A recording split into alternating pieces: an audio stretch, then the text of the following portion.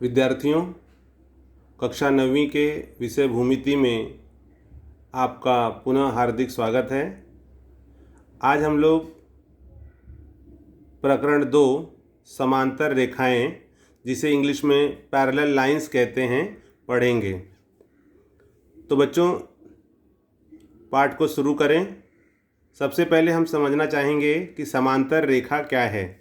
तो देखिए, समांतर रेखा जिसे पैरेलल लाइन कहा जाता है, आप देख रहे हो यहाँ पर ये एक बॉक्स में दो रेखाएं बनी हुई है। एक का नाम है रेखा एल, दूसरे का नाम है रेखा एम। ये जो दो रेखाएं हैं, इन रेखाओं को हम समांतर रेखा कहते हैं।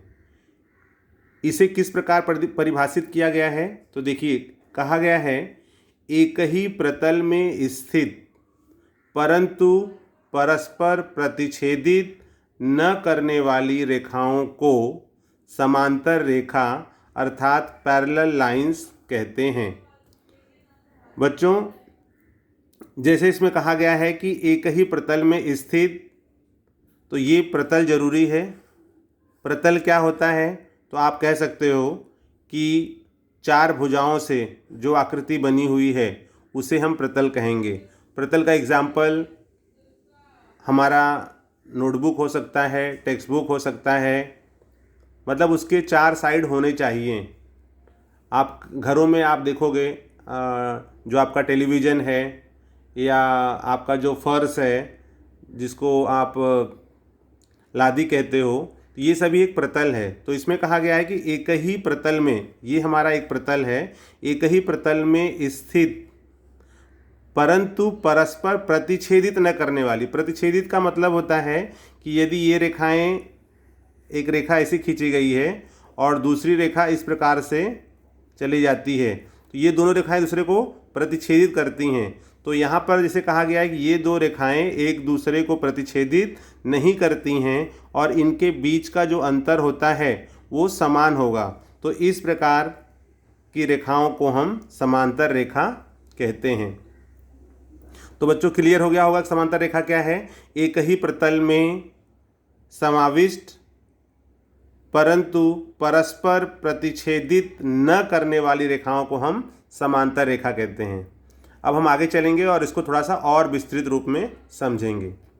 तो देखिए बच्चों, जैसे आपको यहाँ पर दिया हुआ है समांतर रेखाएं। अब इस लेसन में इसका जो एक्सरसाइज है 2.1, 2.2, ये शुरू करें। इसके पहले आपको इसके जो कुछ संकल्पना दी गई है वो हम समझेंगे। जैसे इसमें हो गया समांतर रेखा। यदि मान लीजिए आपको समांतर रेखा दी गई है, ये हमारी समांतर रेखा है इस प्रकार से, और इसको कोई ट्रांसवर्सल लाइन, मतलब एक तिर्यक रेखा, जैसे ये है समांतर रेखा L, समांतर रेखा M, और उसको कोई तिर्यक रेखा जिसका नाम है N प्रतिच्छेदित करता है, तो कितने प्रकार के कोण बनेंगे? तो विद्यार्थियों, आप देखोगे यहाँ पर जो कोण बनता है, एक तो कोण बन गया यहाँ पर A, सपोज हम इसको नेमिंग करते हैं, तो कितने कोण बनते हैं?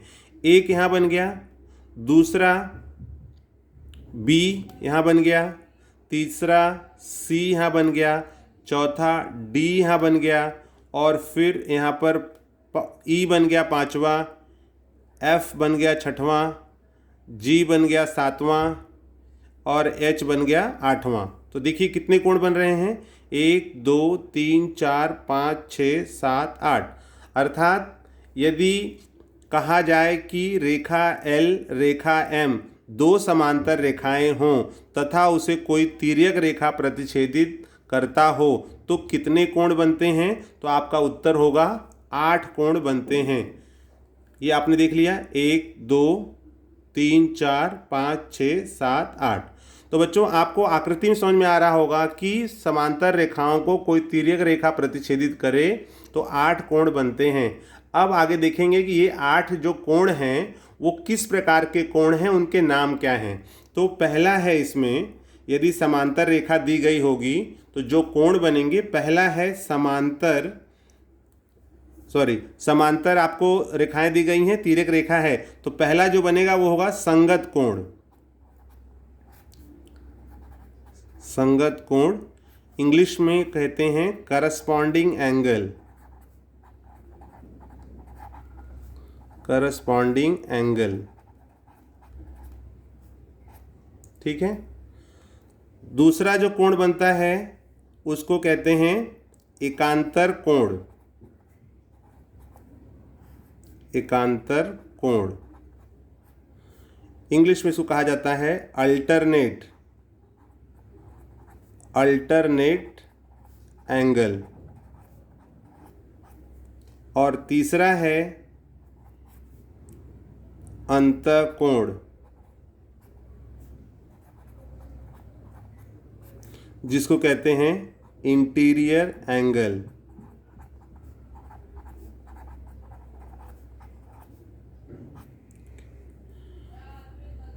ये जो है बच्चों यहाँ पर एकांतर कोण, इसके अंदर एक पार्ट और होता है। अगर मान लो इसको हम एक मान लें और इसको यहाँ पर दूसरा मान लेते हैं, इसका एक और होता है बाह्य एकांतर।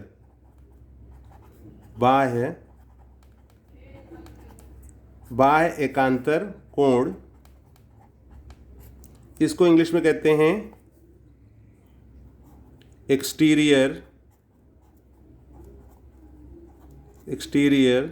अल्टरनेट एंगल, ठीक है। तो इसमें आपको जैसे मैंने बताया कि 8 कोण बने।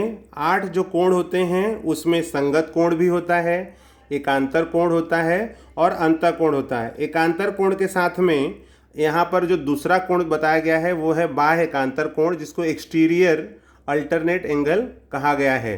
तो इस प्रकार से बच्चों हमने समांतर रेखा क्या है और समांतर रेखाओं को कोई तिर्यक रेखा कट करती है तो कितने प्रकार के कोण बनते हैं और उन कोणों के नाम क्या हैं, यह हमने यहाँ पर समझा। अब अगले वीडियो में हम देखेंगे कि कौन कौन से कोण हैं जो संगत कोण होंगे, एकांतर कोण होंगे और अंतःकोण होंगे।